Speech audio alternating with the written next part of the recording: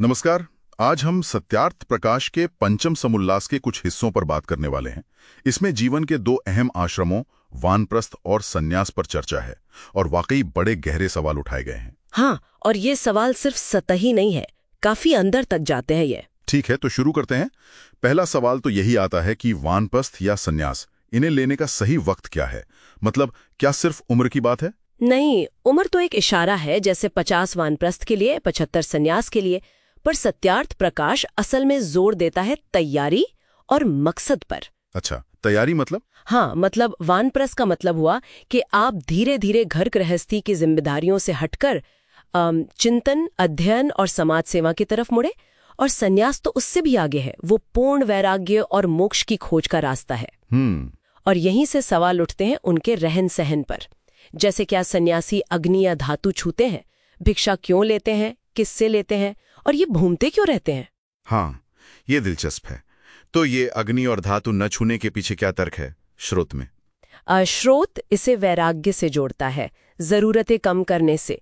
देखिए, अग्नि और धातु कहीं ना कहीं सांसारिक संपत्ति, आराम या जैसे खाना पकाना, लेन देन, इन सब से जुड़े हैं। हाँ, सही बात है। तो इनसे दूरी रखना एक तरह से निर्भरता कम करना है, मानसिक डिटैचमेंट। ये दिखाता है कि सन्यासी अपनी जरूरतें कम से कम रखता है। और ये लगातार यात्रा करना, एक जगह क्यों नहीं टिकते? सत्यार्थ प्रकाश के हिसाब से लगातार घूमते रहने से सन्यासी को किसी एक जगह या लोगों से मोह नहीं होता, लगाव नहीं बनता। अच्छा। और साथ ही इससे उन्हें अलग अलग जगहों पर जाकर ज्ञान बांटने, सही विचार फैलाने का मौका मिलता है। एक जगह रुकने से वो ठहराव आ सकता है विचारों में भी। और भिक्षा, वो क्यों? आने भर के लिए बहुत थोड़ी मात्रा में और ज्यादातर गृहस्थों से। ये एक तरह का समाज और सन्यासी के बीच का रिश्ता भी दिखाता है।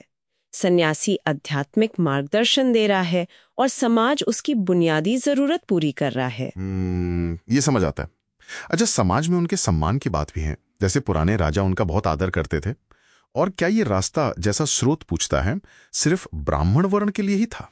हाँ, राजाओं के सम्मान की वजह उनका ज्ञान, उनकी निष्पक्षता, उनका वैराग्य था, क्योंकि वो सांसारिक लाभ हानि से ऊपर उठकर सलाह दे सकते थे। निष्पक्ष सलाह। और वर्ण वाले सवाल पर सत्यार्थ प्रकाश का नजरिया तो काफी आगे का है। वो साफ कहता है कि सन्यास का हक जन्म पर आधारित नहीं होना चाहिए। तो फिर किस पर? योग्यता पर।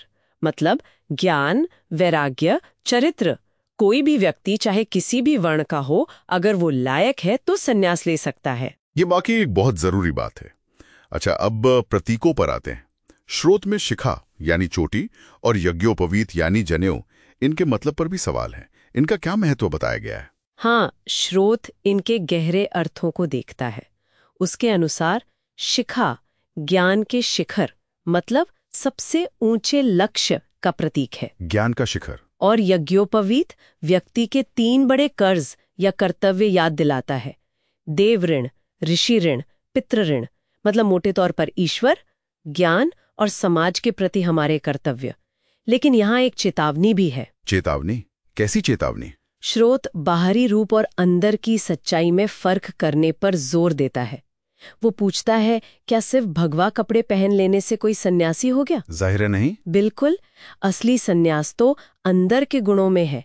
ज्ञान, वैराग्य, सत्य का आचरण। बाहरी कपड़े तो बस एक पहचान है, असल चीज नहीं। सही बात है। यह हमें और गहरे दार्शनिक सवालों की तरफ ले जाता है, जैसे कर्म का फल कौन भोगता है?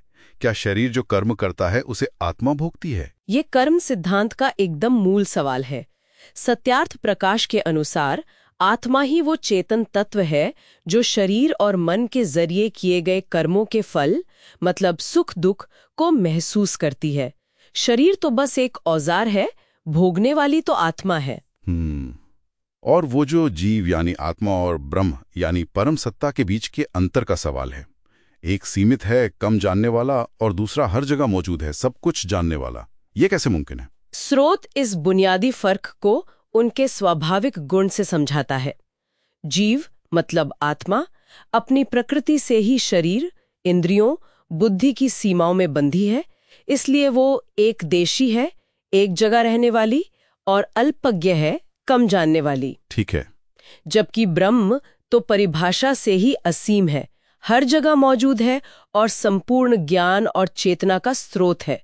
स्रोत इन दोनों को मिलाता नहीं, बल्कि उनके अलग पर एक दूसरे से जुड़े अस्तित्व को दिखाता है, और ये भी साफ करता है कि ब्रह्म जो पूर्ण है, बदलता नहीं, वो जीव की तरह जन्म मरण के चक्कर में नहीं पड़ता। आखिर में कुछ व्यवहारिक बातें भी हैं, जैसे विद्वानों और परोपकारी लोगों को दान क्यों देना चाहिए, इसका क्या औचित्य है? स्रोत कहता है कि ये सही है, क्योंकि ऐसे लोगों की मदद करना जो ज्ञान पाने और फैलाने या समाज सेवा में लगे हैं, उससे आखिर में पूरे समाज का ही भला होता है।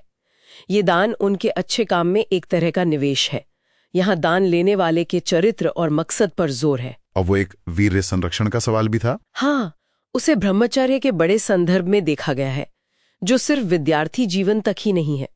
खासकर वानप्रस्थ और संन्यास आश्रम में, जहां आध्यात्मिक उन्नति ही मुख्य लक्ष्य है, वहां शारीरिक और मानसिक संयम से वीर्य यानी जीवन ऊर्जा को बचाना, शारीरिक सेहत, मानसिक स्पष्टता और आध्यात्मिक बल के लिए जरूरी माना गया है। स्रोत शायद इसके लिए एक अनुशासित जीवन के तरीके बताता है। तो सत्यार्थ प्रकाश का ये हिस्सा हमें वानप्रस्थ और संन्यास को सिर्फ रस्मों की तरह नहीं, बल्कि उनके पीछे के गहरे क्यों को समझने के लिए उकसाता है। हाँ, बिल्कुल। ये व्यक्तिगत कर्तव्य, समाज में भूमिका, प्रतीकों के अर्थ और गहरे दार्शनिक सवालों को एक साथ जोड़ता है। ये दिखाता है कि सच्चा त्याग सिर्फ बाहरी चीजें छोड़ना नहीं है, बल्कि ऊंचे ज्ञान और मकसद को पाना है। और ये शायद यही बताता है कि जीवन के हर पड़ाव पर सवाल पूछना, समझना और जानना कितना जरूरी है। एक विचार जो हम श्रोताओं के लिए छोड़ सकते हैं, स्रोत जीव की सीमा, अल्पज्ञ और ब्रह्म की असीमता, सर्वज्ञ के फर्क पर जोर देता है। इस अंतर पर गहराई से सोचना हमारी अपनी सीमाओं और अस्तित्व की अनंत प्रकृति के बारे में, यह हमें अपनी क्षमता और इस ब्रह्मांड में हमारी जगह के बारे में क्या सिखा सकता है। शायद इसका जवाब हर एक को अपनी खोज में ही मिले।